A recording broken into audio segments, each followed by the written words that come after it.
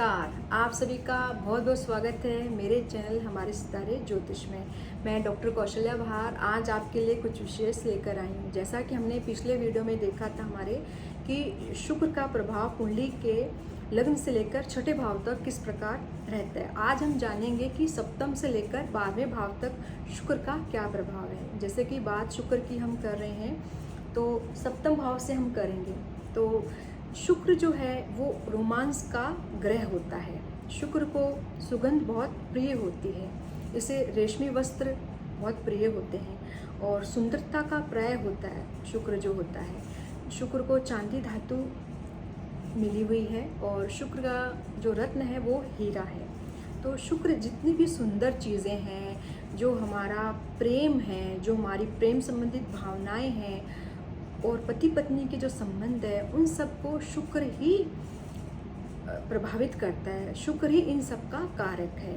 तो मैं आशा करूँगी या आशा करती हूँ कि आपको मेरी जो ये जानकारी जो है अच्छी लगे, तो आप मेरे वीडियो को लाइक कीजिए, शेयर कीजिए और कमेंट्स कीजिए, क्योंकि आज हम बात करेंगे शुक्र की। शुक्र संबंधित कुछ ऐसी बातें हैं जो ब्लंट और ऑनेस्ट है।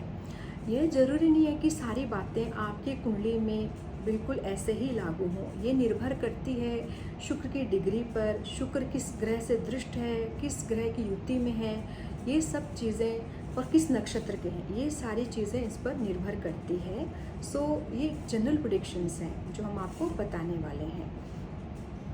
तो हम आज बात करेंगे कि शुक्र यदि सप्तम भाव में आ जाता है तो किस प्रकार प्रभावित करेंगे।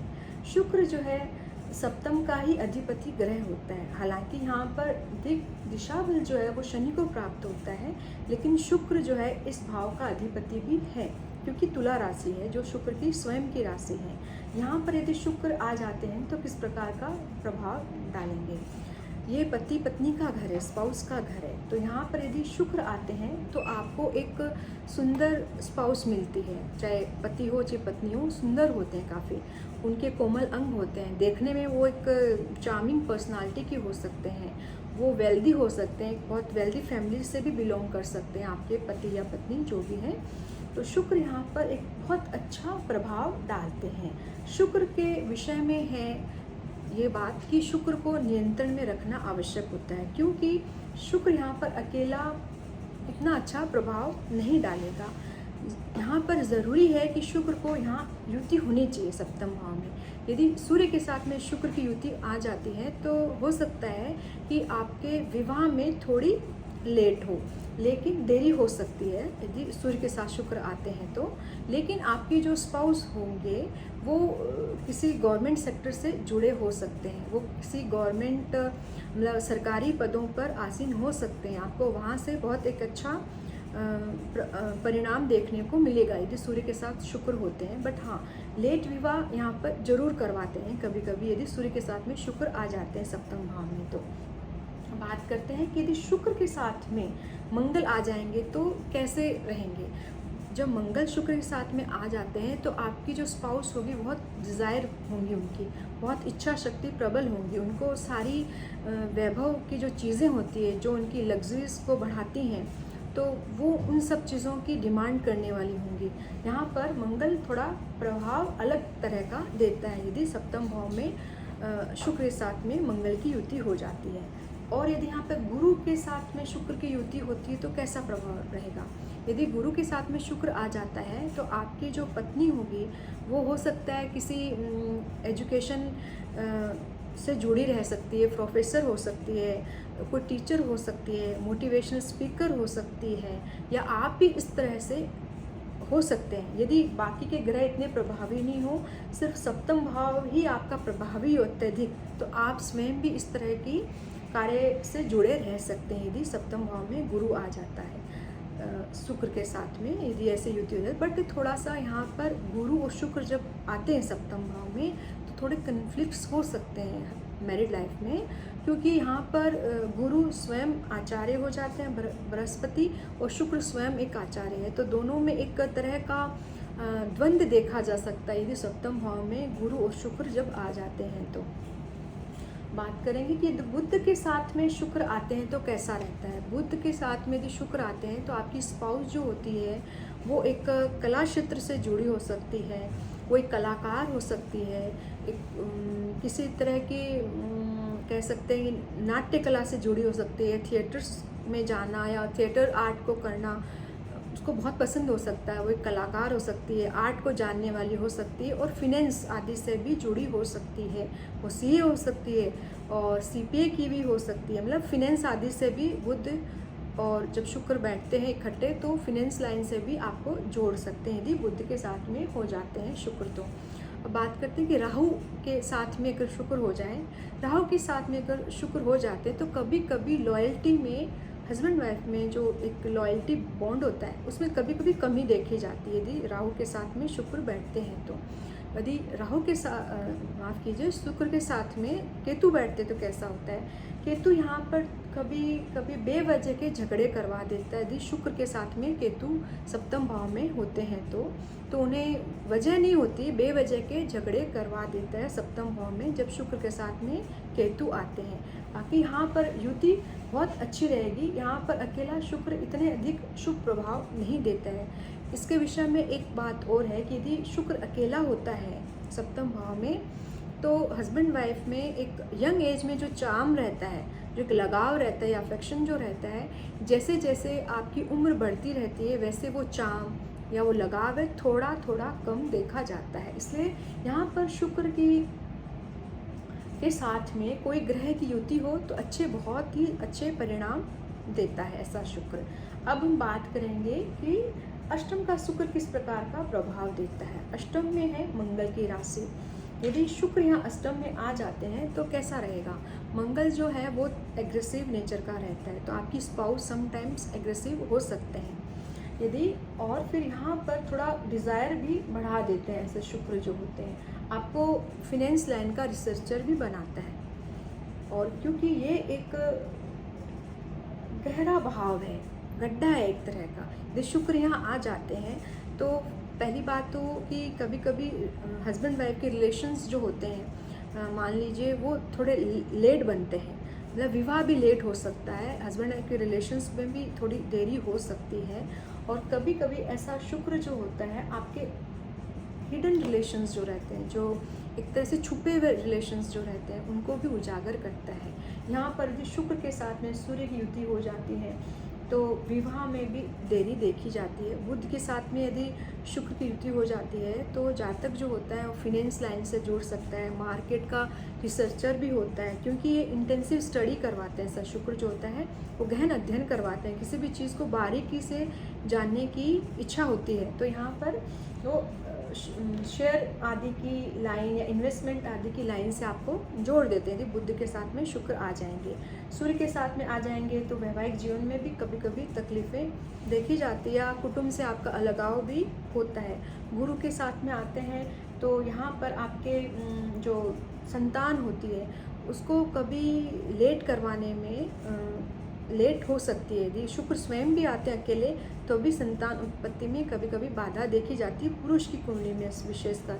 और यदि गुरु के साथ में स्त्री की कुंडली में यदि शुक्र के साथ युति यहाँ बन जाती है तो वहाँ पर भी थोड़ी सी संतान उत्पत्ति में बाधा देता है ऐसा गुरु और शुक्र की जो युति होती है वो। और ये एक आपका छुपा हुआ भाव है। यहाँ पर हमें पैतृक संपत्ति से भी कभी कभी तकलीफ़ें देखी जाती। यदि ये मेलेफिक रहे शुक्र तो तब ऐसी तकलीफ़ें देखी जाती है, अन्यथा पैतृक संपत्ति यहाँ पर शुक्र जरूर देता है। आपकी वाणी मधुर हो सकती है और आपको कुटुंब का सहयोग जरूर मिलता है आपको, और एक आप अच्छी सोच के व्यक्ति हो सकते हैं यदि शुक्र अष्टम भाव में आता है तो।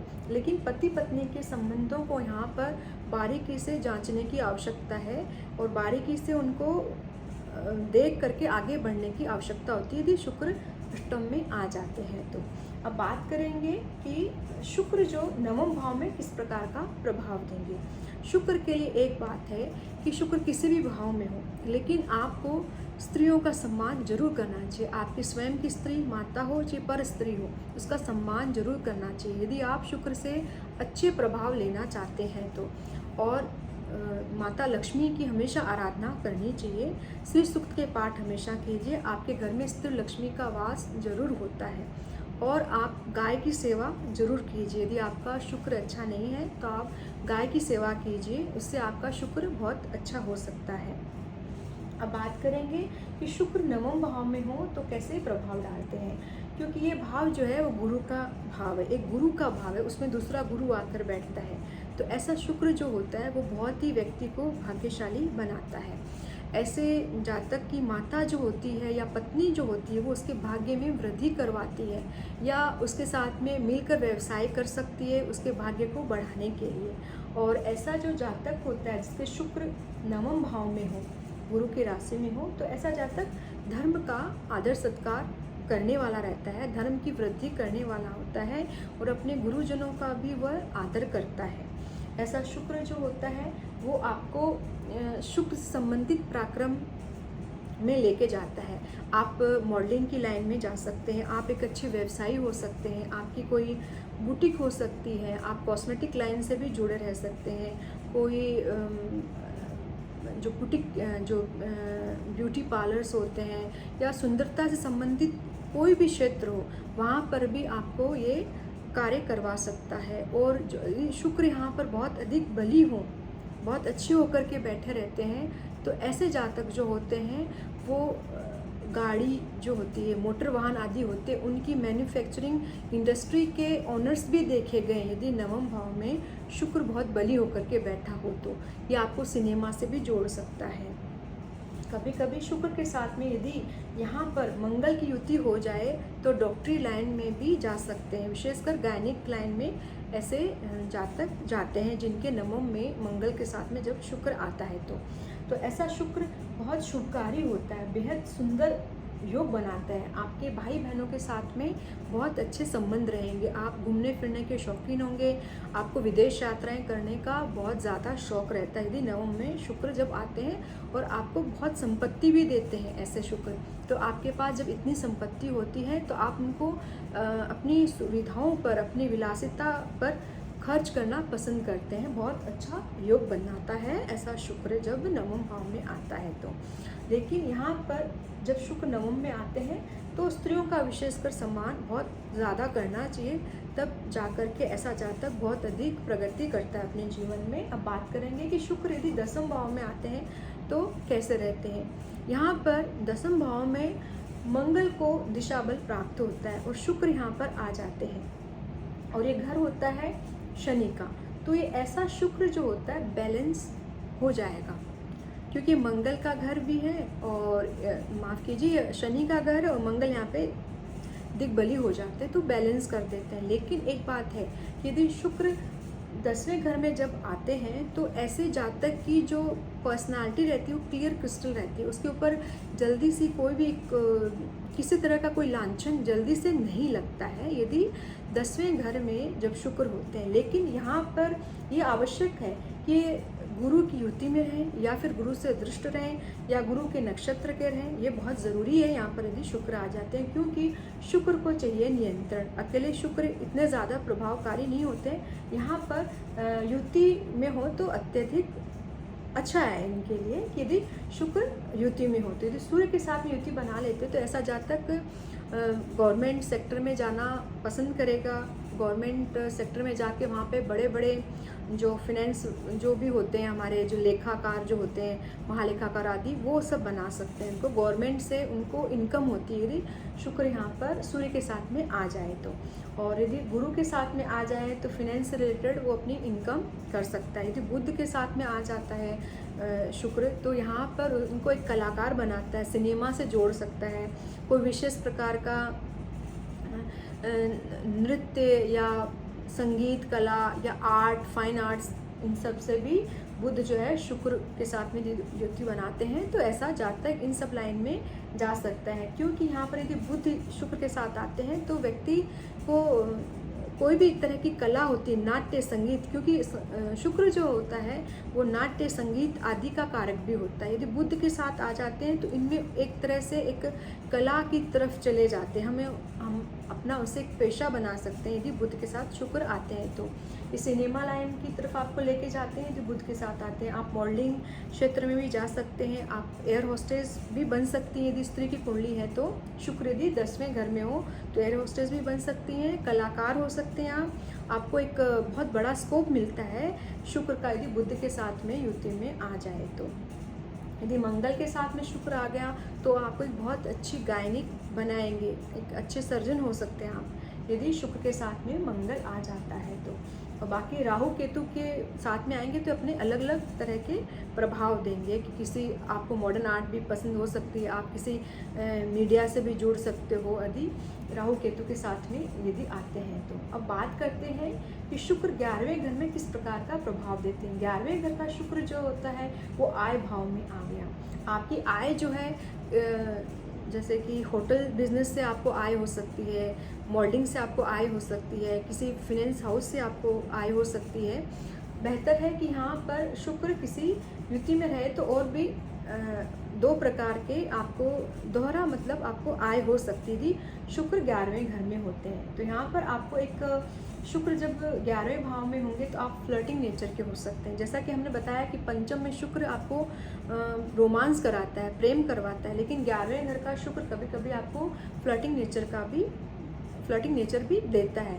अब निर्भर करता है कि किस प्रकार के ग्रह के साथ इनकी युति हो रही है। जिस ग्रह के साथ भी इनकी युति होगी वहाँ से आपको इनकम प्राप्त होती है, उस तरह से आपको इनकम प्राप्त हो सकती है। जैसे गुरु के साथ होगी तो फिनेंस सेक्टर से आपको इनकम मिल सकती है, बुध के साथ हुई तो कला क्षेत्र से आपको इनकम हो सकती है, मंगल के साथ युति हुई तो आप डॉक्टर हो सकते हैं या होटल बिजनेस से जुड़े हो सकते हैं जहाँ पर कि कुकिंग मतलब आपकी जो फूड चेन होती है उससे भी आपको इसमें प्रभाव डलेगा आपकी इनकम में। इस तरह की आपकी इनकम हो सकती है।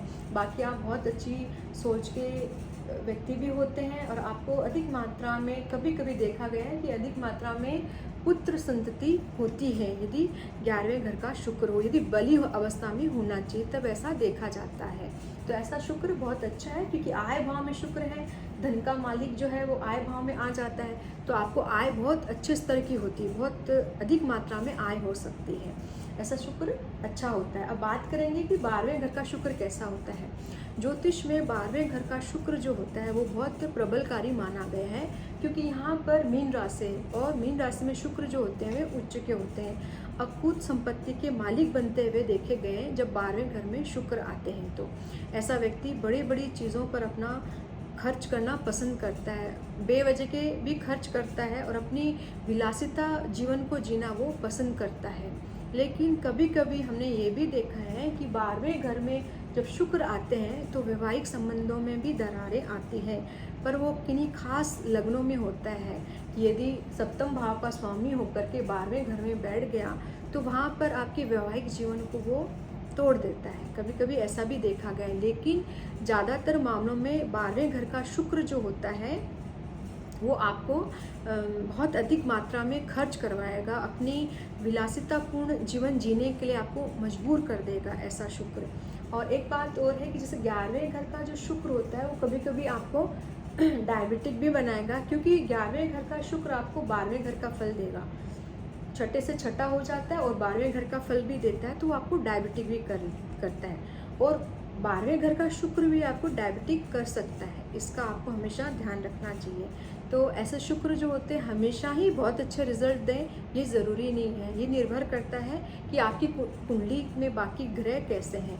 ज़्यादातर ऐसा देखा गया है कि यदि शुक्र यदि यहाँ युति में होए राहु के साथ में तो आपको एडिक्शन दे देते हैं, और जैसे यहाँ पर मंगल के साथ हो गए तो आपको एक्स्ट्रा डिज़ायर्स देते हैं, शुक्र से संबंधित एक्स्ट्रा डिज़ायर्स देते हैं, तो वो इतने बहुत अच्छे प्रभाव नहीं डालते हैं आप पे शुक्र।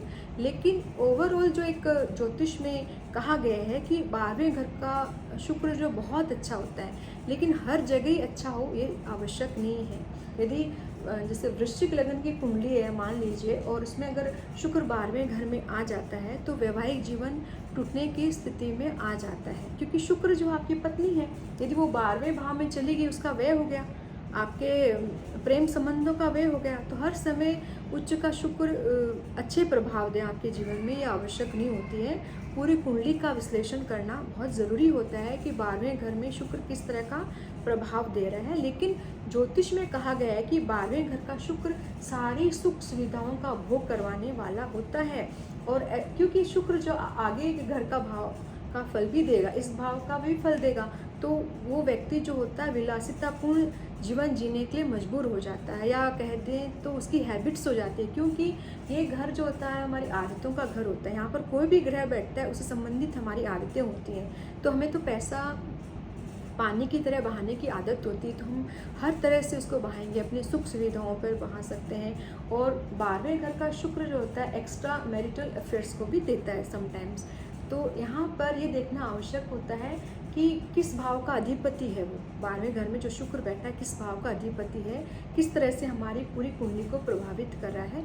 बाकी शुक्र को 12वें घर में बहुत ज़्यादा प्रबलकारी माना गया है, क्योंकि यदि राशि की बात करें तो यहाँ पर ये उच्च के हो जाते हैं। तो आज हमने बात की कि सप्तम से लेकर शुक्र 12वें भाव तक किस प्रकार का प्रभाव रख रहे हैं। तो आशा करती हूँ कि आपको मेरी जानकारी अच्छी लगी होगी। यदि आप भी अपनी कुंडली के विषय में कुछ जानकारी प्राप्त करना चाहते हैं तो आप हमें व्हाट्सएप के माध्यम से आप संपर्क कर सकते हैं, जो वीडियो के शुरू में दिए गए हैं और डिस्क्रिप्शन बॉक्स में भी है। तो आशा करूँगी कि आपको मेरी जानकारी अच्छी लगी होगी। यदि आपको मेरी जानकारी अच्छी लगी है तो आप मेरे चैनल को सब्सक्राइब करना बिल्कुल भी ना भूलें। तब तक के लिए नमस्कार।